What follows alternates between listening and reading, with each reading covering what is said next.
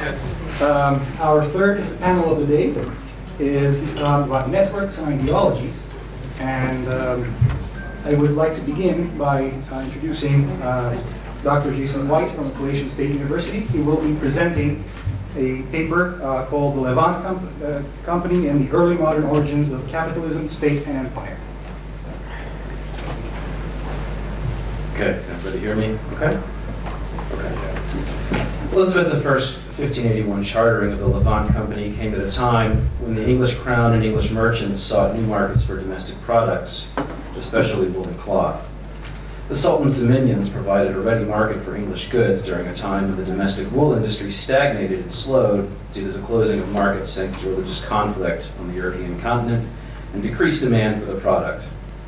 Over time, the Levant Company built a profitable and extensive trade network with the wealthy markets of the Eastern Mediterranean. The merchants of the company found markets for English goods, such as cloth, tin, and pig iron, and brought back valuable commodities such as silk, spices, and currants. Over the course of the first half of the 17th century, the company and the individual merchants who made up the company's membership grew wealthy and prominent.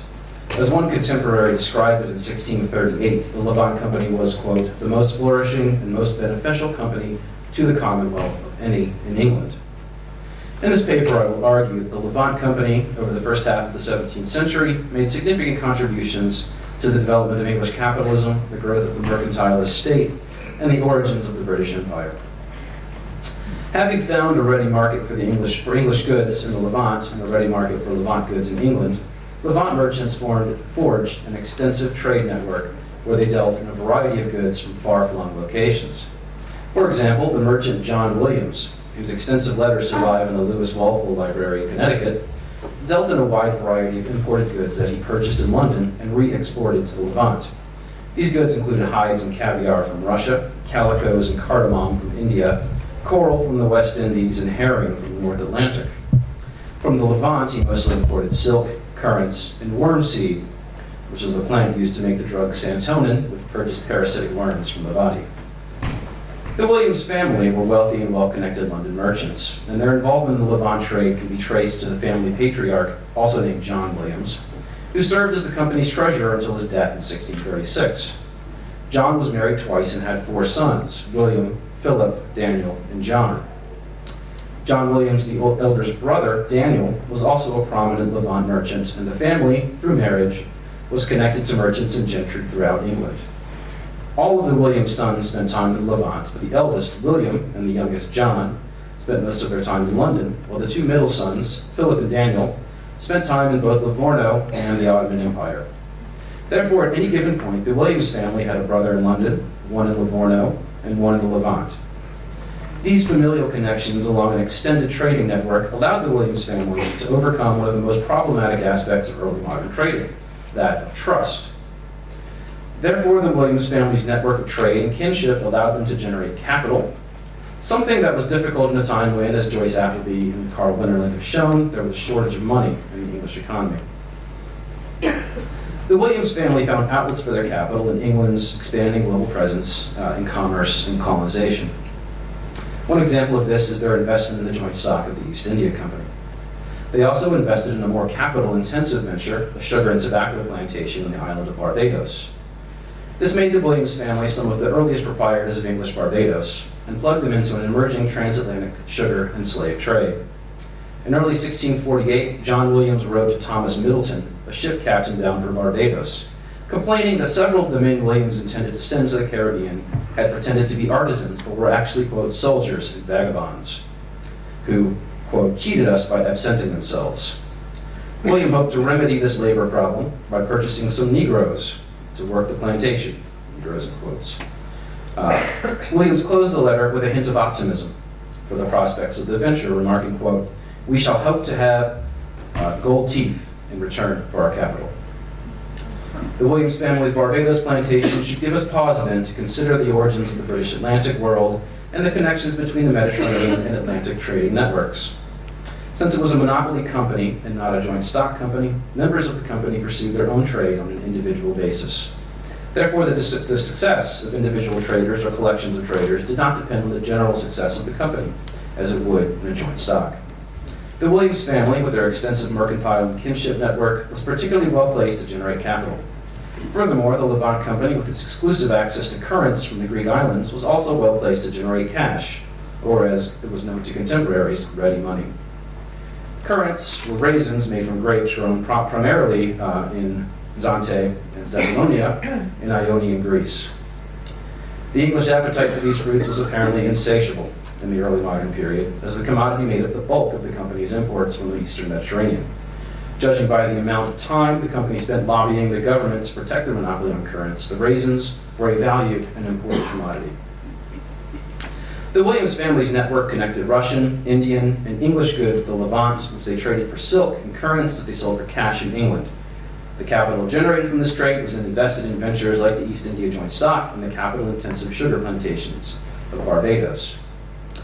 The venture in Barbados connected the West African slave trade with the Caribbean. The products of this labor, such as sugar and tobacco, were then exported to Europe. Therefore, merchant collectives like the Williams family reveal that trading networks in the early to mid-17th century were already globalized, and the Mediterranean and Atlantic worlds were intimately connected.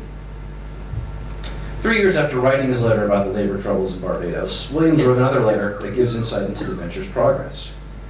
The 1651 letter was written at a time when domestic turmoil following the regicide of Charles I, and when a French fleet and Prince Rupert were harassing English shipping in the Mediterranean. Williams wrote that his Barbados venture with his two brothers was his, quote, most hopeful business, which had become, quote, the best accomplished sugar work that any of our nation have in the West Indies, producing above 3,000 weight of sugar per week. Williams lamented that there was, quote, some danger of miscarriage by reason of some actings there by the islanders much displeasing to our state, referring here to the takeover of the colony by royalists following the regicide. Despite the fact that Parliament had prohibited all trade between England and Barbados the previous October, Williams was positive that a fleet dispatched by the Commonwealth would bring the rebellious islanders to heel. He was also positive that the island, which he claimed produced 500,000 pounds per year, would employ 150 ships, quote, if the Dutch be excluded, which I believe is intended by this state for the time to come. Williams was here referring to a navigation act, which would exclude the Dutch and limit all shipping between the island and England to just English ships. So this Barbados-specific Navigation Act was a prelude to the more general Navigation Act the Commonwealth enacted in 1652, and served as the backbone as mercantilism and the precursor to 3 naval wars with the Dutch. Steve Pincus has argued that the advent of the Commonwealth in Cromwellian periods in 1649 brought in a period when commercial interests in the state grew closer. And the 1652 Navigation Act is perhaps the most important indicator of this close relationship. However, to quote Phil Stern, while the state and commercial interests did often find their interests aligned, the relationship in the early modern period can best be described as an awkward alliance. The term awkward alliance is an apt description of the Levant Company's relationship with the English state.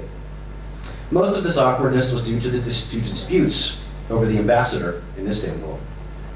The company's charter in Elizabeth I bestowed the title of Royal Ambassador on the company's trade representative in Istanbul. While the ambassador had the veneer of royal authority, in reality he was an employee of the company, which paid his salary and his expenses. The ambassador's main duty was to negotiate with Ottoman officials and ensure that the trade between England and the Ottoman Empire, known as the capitulations, were enforced. Through most of the early decades of the company's existence, the ambassador was a merchant with deep connections to both company and Eastern Mediterranean trade. This changed with the rise of royal favorite George Villiers, later Duke of Buckingham, in the latter part of James I's reign. Buckingham saw the ambassadorship as an opportunity to expand his patronage network, and after 1618, the individual chosen to be ambassador typically had some sort of connection to Buckingham. This practice of appointing ambassadors with court connections rather than connections to the company continued even after the Duke's death in 1628.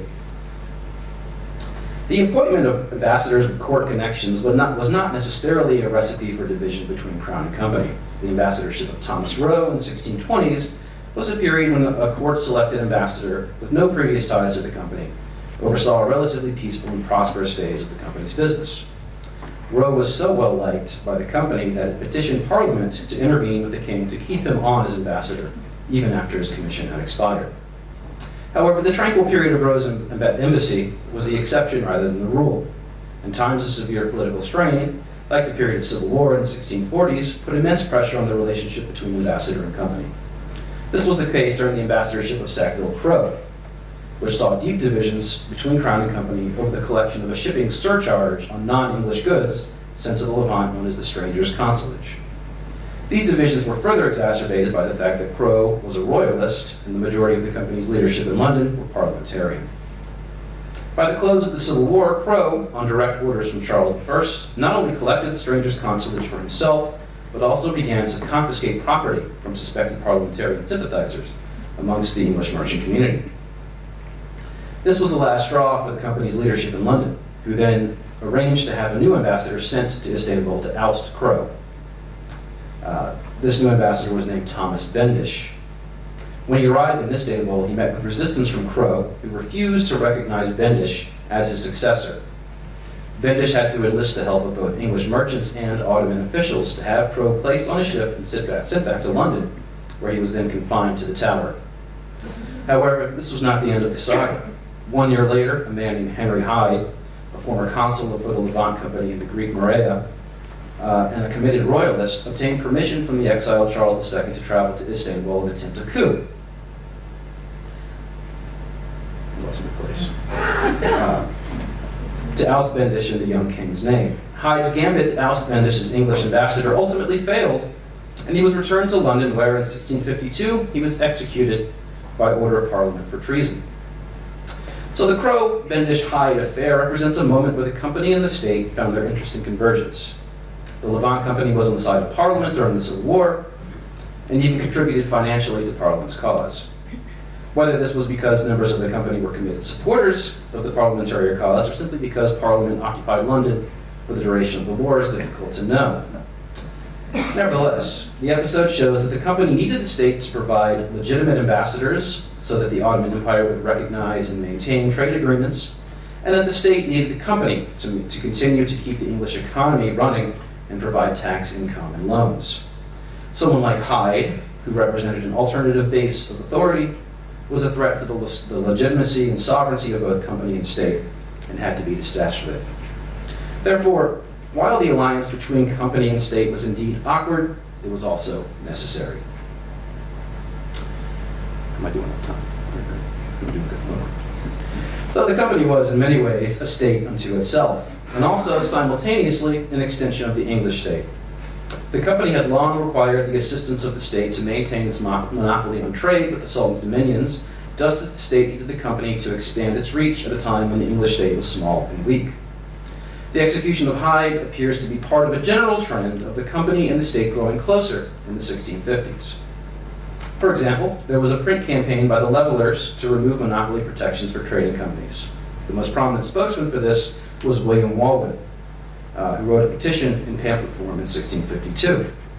The pamphlet argued that free trade would be for the greater good, because it would lead to more employment, better wages for cloth manufacturers, and a general increase in wealth and plenty for all sorts of people.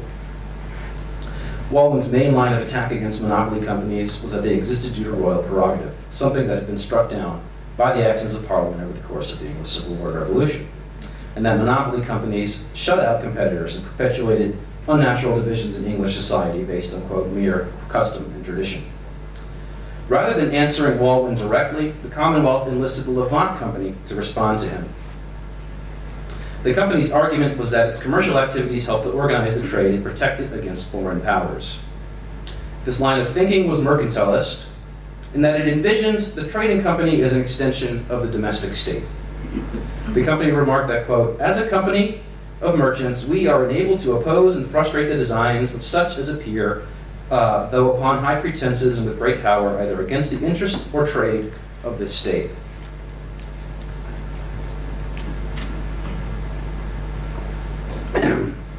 So the company's defense of its monopoly in the face of the Leveler campaign reveals the early connections between state and company and provides insight excuse me, into the origins of mercantilism. Finally, Allison Games has argued that the British Empire had origins in the Mediterranean, where English travelers, quote, I'm sorry, I'm losing my voice. Quote, learned a model of cultural interaction defined by dissimulation and accommodation. However, as the case of Henry Hyde shows, cosmopolitanism was just as much of a liability as it was an asset. Hyde was simultaneously a merchant of the Levant Company, a consul for the English crown, and a local official and customs collector in the service of the Ottoman state. Hyde was able to use his position in both worlds to corner the current market and amass a large personal fortune, enough to build an impressive state in Petras called Holmuch. He also had enough capital to invest in shipping. If Games is correct about the importance of cosmopolitans to the building of empire, then someone with close connections to the English merchant community and Ottoman Empire and the social elite of England, who was deeply familiar with the ins and outs of the Ottoman administration and market currents, should have been highly useful to the company and to the state. However, this was not the case. In fact, Hyde was a threat to English interests, and the company attempted unsuccessfully to remove him from the consulship in 1644. He was executed in 1652 for his attempt to oust Bendish from the ambassadorship. 5 minutes, okay. While Hyde's case might be extreme, his downfall was brought about in part due to his ambition. It nevertheless reveals that a cosmopolitan or cultural chameleon was viewed by the English establishment, both the company and the state, as more of a threat than as someone who might further their interests. Indeed, it was the goal of almost every Englishman in the Ottoman Empire to demonstrate to both the company and the state that living amongst the Turks had not tainted them at all, that they remained essentially English, perhaps blending in when safety called for it, but never taking on the customs, habits, or incivility of the native Turks. That's their term, not mine. Games's focus is mostly on travelers and not merchants, whom she says out of necessity became cosmopolitan in their outlook by wearing local garb and taking on local customs and habits to avoid being singled out as foreign. But when it comes to merchants and other English officials, cosmopolitanism only tells part of the story. Many merchants and officials clearly relied on the stereotypes of the Turk as cruel and barbaric, especially when they addressed their missives to readers in England. The correspondence of Thomas Rowe during his ambassadorship reveals that he saw the Ottoman Empire as corrupt, decaying, and primed for a downfall. Following the revolt against and murder of the young Sultan Osman II in May of 1622, Rowe remarked that in Turkey, quote, barbarism is philosophy and mutiny justice. He described Istanbul as a sink of filthiness. It was clear that Rowe saw the downfall of the young Sultan as a lost opportunity for Christians, because they were distracted by fighting each other in the 30 Years' War. He remarked, quote, who is there that will make use of it? God will then raise up a canker of division in their own bowels, because sinful men are unworthy to assist in so glorious a work. In Rowe's letters, we see less cosmopolitanism and more of the trope typically associated with the British Empire, that of the discourse of civility versus incivility and otherness. So in conclusion, while many English attempts at colonization or trade in the early modern period, or the first half of the 17th century, disappeared, like the lost Roanoke colony, faced major disasters, such as Jamestown, failed outright, like the Munster plantation in Ireland, or languished behind competitors, like the East India Company did, the Levant Company built a profitable and extensive trade network with wealthy markets of the Eastern Mediterranean. The merchants of this company built a globalized trading network, forged closer ties between merchant interests of the state, and laid the foundations for the future of the British Empire.